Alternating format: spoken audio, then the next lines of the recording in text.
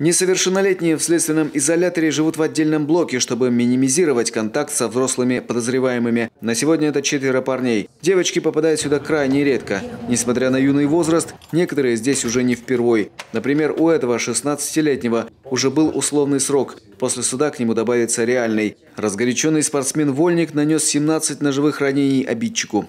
Хочу сказать своим сверстникам, пускай живут на воле спокойно, не воюют ни с кем.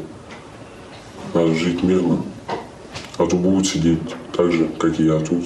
Вместо прогулок с друзьями и развлечений строгий распорядок под контролем людей в погонах. Жизнь за крепкой дверью и несколькими замками. В камерах двухъярусные кровати, столы, шкафы для продуктов, бачок с питьевой водой, освещение, радиоточка, телевизор и настольные игры. Есть доступ к библиотеке. Трехразовое питание, душ раз в неделю, смена постельного белья еженедельно. Все в пределах нормы. По поводу условий содержания, их могу сказать, я тоже могу сравнить те, которые у несовершеннолетних, у женщин и, соответственно, у взрослых, уже совершеннолетних заключенных. Так вот, у детей и у женщин условия содержания даже здесь, в условиях СИЗО, они отличаются и они намного лучше. Это, может быть, в мелочах выражается, но тем не менее. Соответственно, для них эти условия созданы.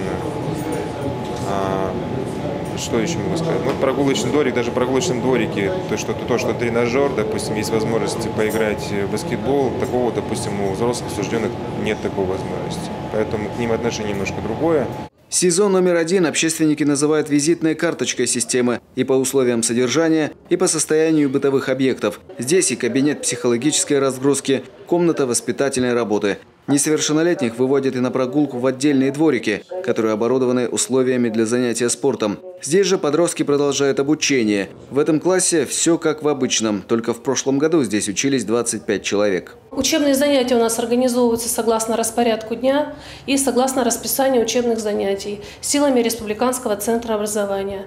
Преподаватели, которые работают в этом центре, обучают осужденных, содержащихся в первой колонии, в 25-й колонии, и приезжают в следственный изолятор для обучения несовершеннолетних. Осмотрели общественники и помещения кухни, и медицинскую часть. Никто из ребят не пожаловался на условия или противоправное обращение. Настроены в основном оптимистически.